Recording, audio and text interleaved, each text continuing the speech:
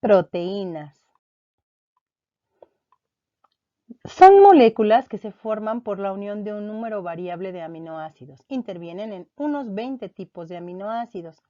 La combinación de estas pequeñas moléculas origina una extraordinaria variación de las proteínas, lo que explica el elevado número de funciones que realizan. Y aquí tenemos ejemplos de proteínas. Por ejemplo, aquí tenemos pescado, tenemos semillas y acá un poco de huevo, que también es una proteína. Aminoácidos. Los aminoácidos, que son las pequeñas moléculas de las que están constituidas las proteínas, son compuestos orgánicos. Y vamos a ver su estructura. Están formados por un carbono central o carbono alfa, un grupo amino, que está al lado izquierdo, un grupo carboxilo y un radical R, que está unido también al carbono alfa. Vamos a ver la clasificación de los aminoácidos. Según el radical R que se enlace al carbono alfa, los aminoácidos pueden clasificarse en alifáticos, aromáticos y heterocíclicos. Veamos a los aminoácidos alifáticos. Son los aminoácidos en los que el radical R es una cadena hidrocarbonada abierta que puede contener grupos carboxilo y amino. Aminoácidos alifáticos neutros. Si el radical R no posee grupos carboxilo ni amino, es un aminoácido neutro. Es ácido si el radical R presenta grupos carboxilo, pero no amino. Y es básico si el radical R presenta grupos amino, pero no carboxilos. Vamos a ver ejemplos. Ejemplos de aminoácidos alifáticos. Por ejemplo, tenemos al ácido aspartico. Y aquí podemos ver, primero que nada, todos los componentes. Aquí tenemos el grupo carboxilo básico del aminoácido, el carbono alfa y su amino. Este que vemos aquí es el radical R. Ahora, aquí vamos a ver que es un aminoácido ácido porque presenta un grupo carboxilo en el radical R. Veamos el siguiente ejemplo. Vemos una arginina. La arginina también vemos que tiene su carboxilo, su amino, su carbono central y en el radical R vamos a encontrar que tenemos dos grupos amino. Entonces es un aminoácido alifático básico. Veamos el siguiente ejemplo.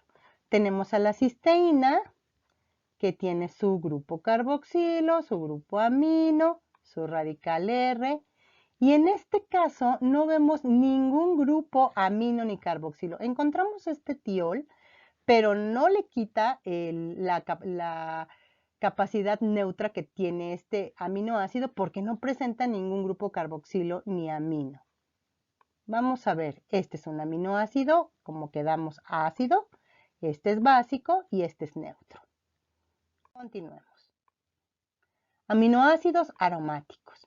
Son aquellos cuyo radical R es una cadena cerrada, generalmente relacionada con el benceno. Y ahorita vamos a ver un ejemplo, la tirosina. La tirosina es un aminoácido que presenta su carbono, aquí lo ven, con el radical R unido con un anillo bencénico, lo que le da este carácter aromático. Bien, vamos a ver a los aminoácidos heterocíclicos. Son aquellos cuyo radical R es una cadena cerrada, generalmente compleja y con algunos átomos distintos del carbono y del hidrógeno. Vamos a ver el ejemplo.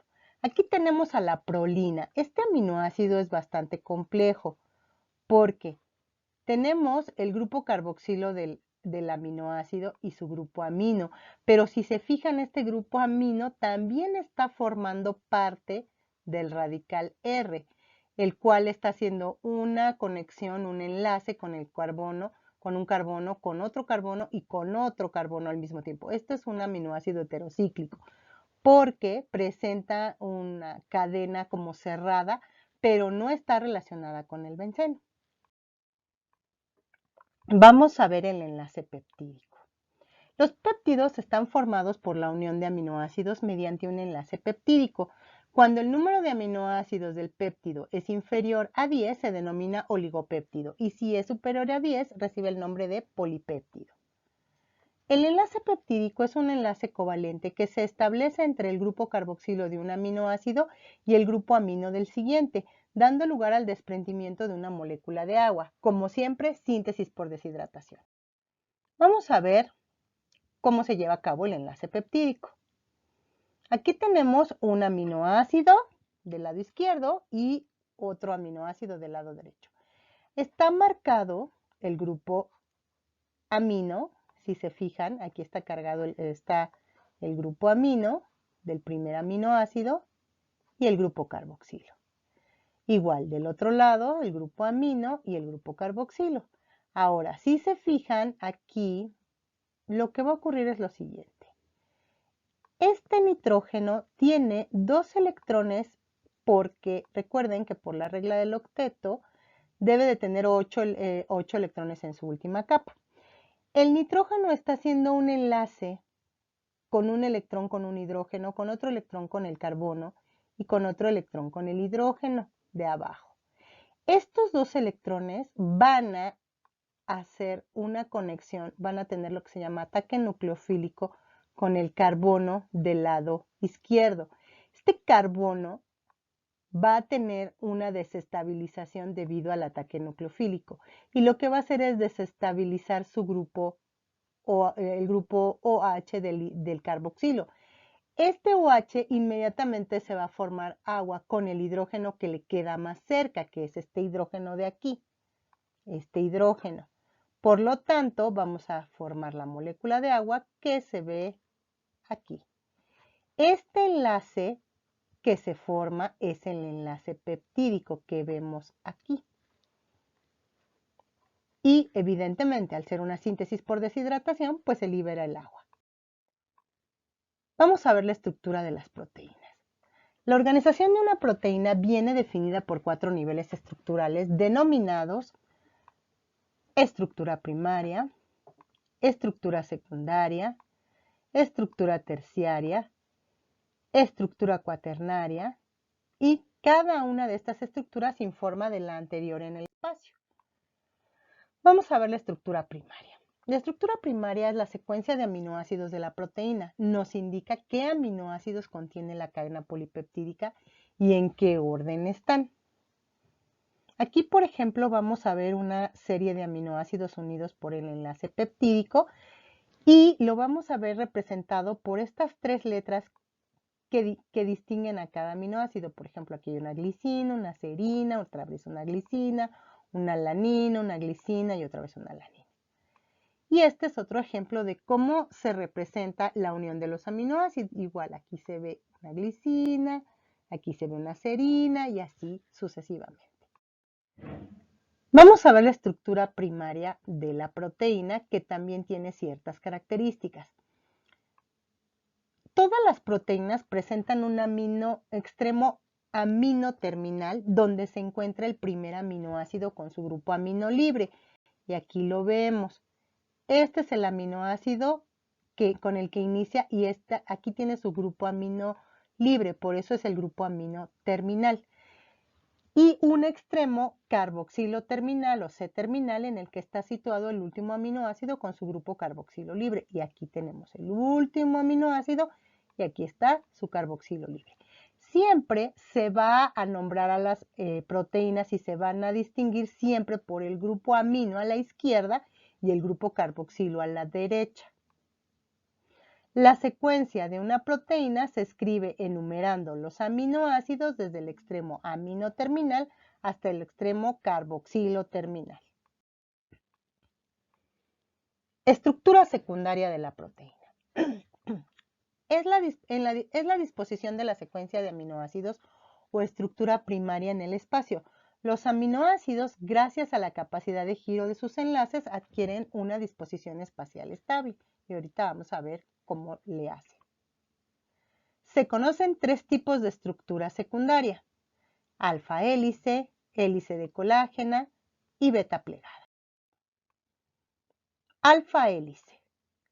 La estructura secundaria de la alfa hélice se forma al enrollarse helicoidalmente sobre sí misma. La estructura primaria se debe a la formación de puentes de hidrógeno entre los grupos carboxilo de los aminoácidos y el amino del cuarto aminoácido que le sigue. Entonces vamos a verlo aquí. Quiero que vean esto. Esto es una estructura alfa hélice. Se ven aquí como si fueran como espiralito. Aquí lo que vamos a ver es cómo se están formando los enlaces de puentes de hidrógeno. Si se fijan, aquí tenemos el oxígeno, que recuerden que tiene 2 electrones aquí todavía, dando lata. Esos 2 electrones van a generar una atracción del hidrógeno. En realidad no se hace un enlace covalente porque su electrón del hidrógeno está comprometido con el nitrógeno de aquí arriba. Pero el oxígeno sí logra atraer al hidrógeno hacia él de tal manera que hay una unión o pues es una unión débil que está dada por esta atracción de los electrones del oxígeno. Esto se le conoce como puente de hidrógeno. Y si se fijan, aquí están varios puentes de hidrógeno, lo que hace que la cadena de los aminoácidos se dé varias vueltas en forma de esta espiral, como churrito. Vamos con la hélice de colágeno. En el caso de la hélice de colágeno, los aminoácidos no están dispuestos como en una alfa hélice normal, sino que los tienen más espaciados. Vamos a ver por qué. La colágena posee una disposición en hélice especial algo más alargada que la alfa hélice debido a la abundancia de la prolina e hidroxiprolina. Casi no puede formar puentes de hidrógeno, por lo que se forma una hélice muy extendida que presenta solo 3 aminoácidos por vuelta. Y aquí lo vemos, se ven las fibras, está la hidroxiprolina, la prolina, y por ejemplo aquí hay una glicina, pero lo que ocurre es que el puente de hidrógeno está muy alejado, entonces las fibras quedan de esta manera que vemos aquí. Ahora, esto es lo que ocurre, por ejemplo, con nuestra piel. Recuerden que nuestra piel, las fibras de la piel están hechas de colágeno y elastina. Y con el paso del tiempo, la colágena empieza a perder esta fuerza, esta elasticidad, y empieza a romperse y se empiezan a hacer flácidas estas fibras. Por eso con el tiempo la piel tiende a colgarse. Beta plegada. En esta disposición, los aminoácidos no forman una hélice, sino una cadena en forma de zigzag. Esto se debe a que no existen puentes de hidrógeno entre los aminoácidos próximos de la cadena polipeptídica, que al replegarse sobre sí misma puede ahora sí establecer puentes de hidrógeno. Pero lo que tiene que pasar es que se tiene que replegar, si se fijan aquí, se está replegando y entonces hay una fuerza de atracción. Ajá. Entre estos segmentos que quedan próximos. Esto da lugar a una lámina muy estable llamada lámina beta plegada. Un ejemplo es la queratina de la seda. Veamos la estructura terciaria. La estructura terciaria de una proteína informa sobre la disposición de la estructura secundaria de una proteína, al plegarse sobre sí misma, formando la estructura globular. La conformación globular de las proteínas facilita su solubilidad en agua y en disoluciones salinas. Lo que quiero que vean aquí es cómo se están formando esta estructura de alfa hélice. Se empieza como a, digamos, como a plegar sobre sí misma de tal manera que forma como una bola. ¿Por qué? Porque se está uniendo todo esto sobre sí mismo, de tal manera que está formando una estructura más grande. Se mantiene estable gracias a los puentes de hidrógeno de los radicales R y de los aminoácidos y de los puentes disulfuro de las cisteínas. Se ha observado que existen combinaciones de alfa hélice y beta plegada que aparecen repetidamente en proteínas distintas y reciben el nombre de dominios estructurales. Vamos a ver estos dominios estructurales. Por ejemplo, si se fijan en esta proteína, esta parte en azul es beta plegada, pero la parte blanca es alfa hélice. Entonces hay 2 dominios estructurales y aquí abajo hay otro dominio estructural. Lo vamos a ver más claramente acá. En este esquema vemos a la mioglobina, como tiene en algunas partes alfa hélice y en otras un poquito de hélice de colágeno un poquito más estirado. Y en el caso, por ejemplo, de esta enzima que se llama triosa fosfato isomerasa, esta parte que se ve como en flechitas, toda esta parte son beta plegadas y todas estas partes son alfa hélice. O sea que tiene 2 dominios o 3 dominios diferentes. Estructura terciaria. Las proteínas que no llegan a formar estructuras terciarias mantienen su estructura secundaria alargada, dando lugar a las llamadas proteínas filamentosas que son insolubles en agua, siendo idóneas para funciones esqueléticas. Como ejemplos tenemos la corágena de las articulaciones, la alfa-queratina de las uñas y cabello o la fibroína de la seda y las telarañas y la elastina del tejido conectivo. Vamos a ver estos ejemplos. Vemos aquí el cabello, una telaraña y vemos a la seda. Estructura cuaternaria. La estructura cuaternaria informa de la unión mediante enlaces débiles no covalentes de varias cadenas polipeptídicas con estructura terciaria, idéntica o no, para formar un complejo proteico. Cada una de estas cadenas polipeptídicas recibe el nombre de protómero. Y lo vamos a ver aquí. Como veíamos en la estructura anterior, estamos viendo aquí una estructura en la que vemos varias proteínas globulares, como estamos viendo aquí, cómo se están uniendo. Son diferentes proteínas globulares. Por ejemplo, aquí tenemos 4 protómeros. Vamos a ver ahora que según el número de protómeros que se asocian, las proteínas se denominan dímeros, tetrámeros, pentámeros, hexámeros, etc. Y aquí, por ejemplo, en la mioglobina y en la hemoglobina, vamos a ver que la mioglobina tiene este primer protómero y este donde está debajo, donde está el grupo hemo, también vamos a ver que es otro protómero. Igual en la hemoglobina vemos aquí un protómero, aquí vemos otro, aquí vemos otro y aquí vemos otro. Por eso es un tetrámero. Y esta es un tetrámero, que es la hemoglobina, y esta que vemos es un octámero, que es una proteína que está asociada al ADN y se llama histona. Y más adelante, cuando veamos de ADN, lo vamos a ver otra vez. Vamos a ver las propiedades de las proteínas. Las propiedades de las proteínas dependen sobre todo de los radicales R libre y de que estos sobresalgan de la molécula y por tanto tengan la posibilidad de reaccionar con otras moléculas. Vamos a ver esto, que vemos que el conjunto de aminoácidos de una proteína cuyos radicales poseen la capacidad de unirse a otras moléculas y reaccionar con estas se denomina centro activo o sitio activo. Y aquí lo vamos a ver. El sitio activo se une selectivamente con otra molécula cuya geometría le permite adaptarse al centro activo. Cualquier cambio en la secuencia de los aminoácidos puede modificar la conformación espacial de la proteína, con lo cual pierde su funcionalidad biológica. Y esto lo vamos a ver más adelante. Si hacemos algún cambio de pH o de temperatura, esto se va a perder. Bien. Propiedades de las proteínas. La solubilidad. Las proteínas globulares tienen la capacidad de disolverse, ya que pueden formar puentes de hidrógeno con el agua. Por esas razones que nosotros podemos ver a la albúmina, que es la proteína del huevo, cómo está aguadita, pero es porque está disuelta en agua. Propiedades de las proteínas. Vamos a ver que la desnaturalización es una de esas propiedades.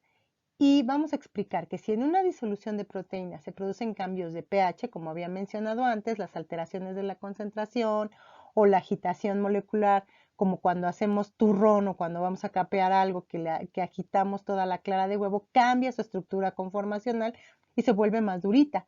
O variaciones en la temperatura, como cuando freímos bisteces o huevo. Los enlaces que mantienen la estructura terciaria se rompen y la proteína cambia de estructura globular a filamentosa y pierde su funcionalidad. Esta variación de la conformación se denomina desnaturalización. Esta no afecta a los enlaces peptídicos y la proteína puede en algunas ocasiones regresar a su conformación, lo que se denomina renaturalización. Y aquí lo vemos. Tenemos aquí como esta proteína que está en forma de alfa hélice. la calentamos y entonces se rompen todos los puentes de disulfuro y los puentes de hidrógeno y nos va a quedar esta estructura como forma de cinta. Si quitamos, en algunas ocasiones, no siempre, si le cambiamos el pH, la podemos renaturalizar. Lo que no ocurre con la temperatura. Una vez que se cose, ya no hay manera de regresar a la estructura original. Y vamos a ver el ejemplo. Por ejemplo, cuando freímos un huevo, pues cambia totalmente la estructura de la clara de huevo, que es la albúmina, y se vuelve blanca, porque rompimos todos los puentes disulfuro y los puentes de hidrógeno, y por eso vuelve a ser como una estructura más fibrosa. En el caso, por ejemplo, del queso, lo que hacemos es cambiar el pH y lo que hacemos es que se cuaja el queso, cambia completamente y por eso es que la leche puede convertirse en este tipo de estructura más dura que es el queso.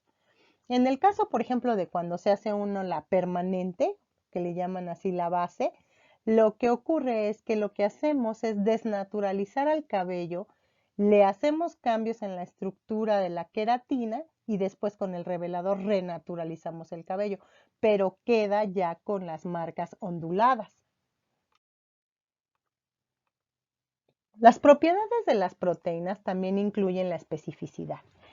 En la secuencia de las proteínas, algunos aminoácidos pueden ser sustituidos por otros distintos sin que se altere la funcionalidad de la molécula, lo que ha dado lugar a gran variedad de moléculas proteicas que pueden realizar las mismas funciones específicas. Esto permite que cada especie o cada organismo tenga sus propias proteínas. Propiedades también de las proteínas son la capacidad amortiguadora. Las proteínas, al estar constituidas por aminoácidos, tienen un comportamiento anfótero, es decir, que se pueden comportar como ácido o como base y así neutralizar el pH del medio. Heteroproteínas. Las heteroproteínas son moléculas formadas por la unión de un grupo proteico y un grupo prostético. El grupo proteico es la parte totalmente proteínica formada por aminoácidos y el grupo prostético puede ser cualquier otro tipo de molécula. Ahora lo vamos a ver. Las cromoproteínas pues tienen su grupo proteico y el grupo prostético es un pigmento. Las glucoproteínas pues tienen su grupo proteico y un azúcar unido. Las lipoproteínas igual tienen un lípido unido, las fosfoproteínas tienen un grupo fosfato unido, que es su grupo prostético, y las nucleoproteínas tienen un ácido nucleico como grupo prostético. Vamos a ver las funciones generales de las proteínas. Una es la función estructural, por ejemplo, tenemos aquí que hay en la membrana de la célula podemos encontrar proteínas que son parte de la estructura de la célula. Igual aquí podemos ver esta proteína, que es una proteína estructural integral y que además es una glucoproteína porque aquí tiene unido un azúcar. También pueden formar parte de los cilios y los flagelos, son parte de la estructura de estos organelos. Vamos a ver que también tienen función de transporte. Por ejemplo, en el caso de la membrana, como acabamos de ver, algunas proteínas son de canal y transportan las moléculas adentro o afuera de la membrana celular. O como la hemoglobina, que lo que hace es que gracias a su grupo hemo que tenemos, que es una molécula de fierro, atrapa el oxígeno y la transporta en todo el cuerpo. Otra de las funciones es la función enzimática. Vean, las enzimas son proteínas que digamos que son como los trabajadorcitos de la célula, realizan todas las funciones que ustedes se imaginen dentro de la célula y son muy activas. Vamos a ver la siguiente función. Dentro de las funciones generales de las proteínas también encontramos la función hormonal. Por ejemplo, la insulina, que es la hormona responsable de que se abra la puerta de la célula para permitir la entrada de la glucosa.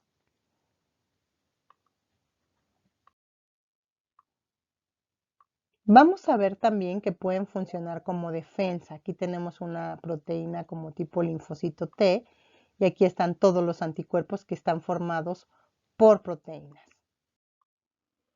Otra función es la función contráctil. Y podemos ver aquí que hay la proteína miosina y lactina pueden estar también asociadas al músculo esquelético y pueden contraerse, igual que en el músculo cardíaco, como podemos ver en el ejemplo. Hay función de reserva también, específicamente en algunos organismos, como en los huevos, la ovoalbúmina es la que va a alimentar al embrión en lo que sale de la cáscara. Igual la caseína, la ceína de maíz y la gliadina del maíz, la gliadina de las semillas de trigo, van a funcionar como reserva. Por ejemplo, cuando las plantas tienen que germinar, el embrión tiene que tomar de algún lado algún alimento y es esta proteína que está en las semillas. Por esa razón es que las semillas también presentan mucha proteína. Sin embargo, quiero aclarar que las proteínas no tienen función energética. Aunque parezca lo contrario, las proteínas no pueden utilizarse como fuente de energía. Lo que ocurre es que para que tú puedas utilizar una proteína como fuente de energía es porque ya no tienes reserva ni carbohidrato ni de líquido, ni de lípidos. Serían si se utilizaran como función energética sería como parte de un SOS cuando no hemos comido en días, por ejemplo. Gracias.